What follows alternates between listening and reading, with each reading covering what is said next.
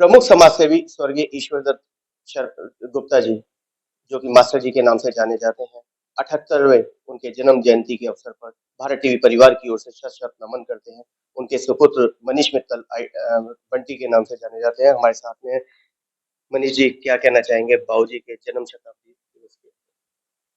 1 जुलाई 1945 में मेरे पिता स्वर्गीय श्री ईश्वर दत्त गुप्ता जी का जन्म हुआ और उन्होंने समाज सुधारक और समाज सेवक की तरह दिन प्रतिदिन अपना नाम बहुत ऊंचा किया और एक पूर्ण संस्था के रूप में वो अपने एक इंडिविजुअल पहचान थे। मेरे पिता स्वर्गीय श्री ईश्वर दत्त गुप्ता मास्टर जी, लोग उन्हें मास्टर जी या गुप्ता जी या गुरु जी के नाम से जानते थे। तो उनकी जन्म जयंती के उपलक्ष्य में मैं हर वर्ष एक कार्यक्रम करता हूँ। तो इस बारी जो है मैंने विराट कवि सम्मेलन रखा है और कुछ जो हमारे क्षेत्र के और प्रदेश के जो एक सेवा करने वाले जो विभूतियां हैं, उनके मैं सम्मान करता हूँ। उनको कुछ मैं दुशाला उड़ा करके, प्रतीक चिन्ह दे करके उनका सम्मान करता हूँ। गुरुजी की अगर हम बात करें, लगभग जब यहाँ पर बाबरपुर विधानसभा के अंदर आए तो यहाँ पर पूरा बताते हैं कि जंगल हुआ करता था। धीरे-धीरे डेवलप हुआ, डेवलप होने के साथ-साथ बाबूजी का बहुत ज़्यादा योगदान रहा इस क्षेत्र में। हाँ, मेरे पिताजी 1958 के अंदर में बाबरपुर विधानसभा के अंदर में जो बलबीर नगर क्षेत्र है, उसके अंदर में गली नंबर 5 में पहले सर्वप्रथम मेरे ख्याल 12 नंबर गली में आके रहे किराए पे, फिर 5 नंबर गली में अपना मकान लिया। टीचर एमसीडी टीचर के उस पे कार्यरत थे। फिर आकर के उन्होंने अपना एक व्यापार यहाँ पे स्टार्ट किया और व्यापार स्टार्ट करने में उन्होंने जो है क्या नाम, जितने भी उनके संगी साथी थे जो शिक्षा के क्षेत्र से थे या पुलिस के क्षेत्र से थे या डॉक्टर से, उन लोगों को इस क्षेत्र में लाके बसाया। अगर आप बलबीर नगर की अगर आप पुरानी बेस देख लें तो आपको ज्यादातर शिक्षाविद लोग मिलेंगे और डॉक्टर्स मिलेंगे या पुलिस मिलेगी। तो वो सब लोग जितने भी लोग थे वो पिताजी के लाए हुए हैं कि उन्होंने एक चाहा कि इस क्षेत्र में एक विकास हो तो अच्छे समझदार पढ़े लिखे लोग यहाँ पे आए। उन्होंने सबको यहाँ पे आकर के आश्रय दिलवाया। मनीष जी, देखने में आता है कि जब यहाँ पर एसएचओ आते थे या एसीपी आते थे या डीसीपी तक आए, सबसे पहले गुरुजी का आशीर्वाद लेते थे।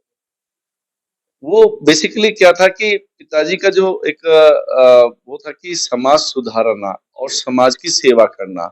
तो इस वजह से जहाँ भी जिस भी इस नॉर्थ ईस्ट डिस्ट्रिक्ट के अंदर में, पहले नॉर्थ ईस्ट डिस्ट्रिक्ट हुआ करता था, शारदा डिस्ट्रिक्ट बाद में बना। तो नॉर्थ ईस्ट डिस्ट्रिक्ट के अंदर में पिताजी को एक पदवी दी गई कि सीनियर चीफ वार्डन। तो वो एक उसका 35 साल पिताजी ने उसमें सेवा करी।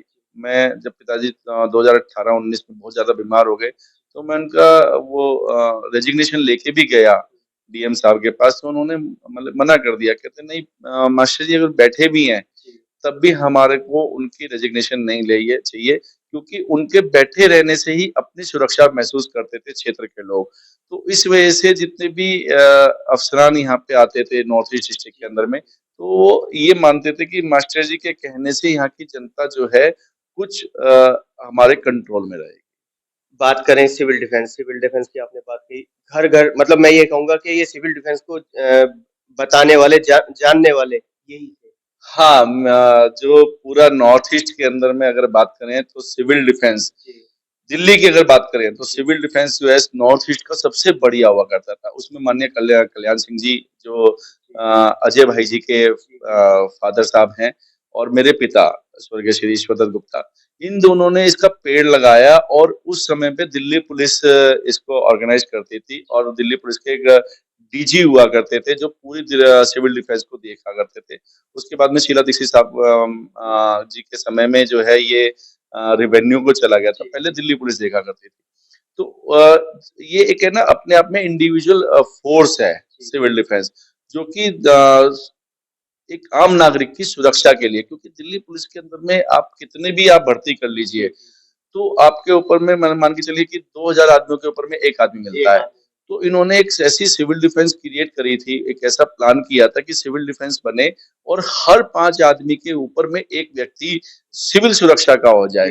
तो ताकि जो है वो हमारी आगे तक बात पहुंचा सके। सिविल डिफेंस की बात करें तो सावन के महीने में जब कावड़ कैंप लगते हैं तो सिविल डिफेंस की ही सहायता ली जाती है। नहीं, पूरे डिजास्टर के अंदर में आप एंटायर सिविल डिफेंस क्या है? सिविल डिफेंस है ना, पूरे डिजास्टर में काम करने वाली है। रामलीला होती है, कावड़ होती है, जन्माष्टमी, जन्माष्टमी होती है, ईद होती है, नवरात्रे होते हैं, विभिन्न कार्यक्रम जो होते हैं हमारे देश के हर समुदाय के, उसके अंदर में सिविल डिफेंस की मदद ली जाती है। और हमारे पिताजी ने हर क्षेत्र से, आप चाहे झिलमपुर हो, जाफराबाद हो, सीमापुरी हो, नंदनगरी हो, मुस्तफाबाद हो, बलबीर नगर हो, शाहतरा हो, ज्योति नगर हो, हर क्षेत्र से आदमियों को इकट्ठा करा था। और आप बिलीव करेंगे, नॉर्थ ईस्ट के अंदर में अकेले में 6000 आदमियों की डिसिप्लिन फोर्स थी उनके समय में। दर्शकों को बता देना चाहते हैं कि सिविल डिफेंस की बात करें तो शाबाशी दी थी।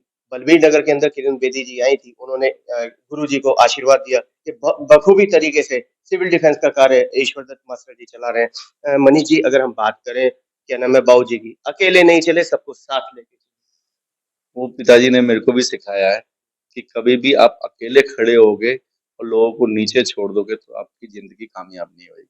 हमेशा उन्होंने कहा है कि हाथ फैला के खड़े हो और हमेशा ऐसे उठो। अगर आप भगवान कृष्ण को भी देखते हो तो वो ऐसे उठते हैं, उनका सबका प्रभुपाद जी भी ऐसे हैं। तो सब जितने भी सब चीजें हैं, अगर आप सबको साथ लेके उठते हो तो आपका हमेशा निश्चित तौर पे आपका विकास होगा।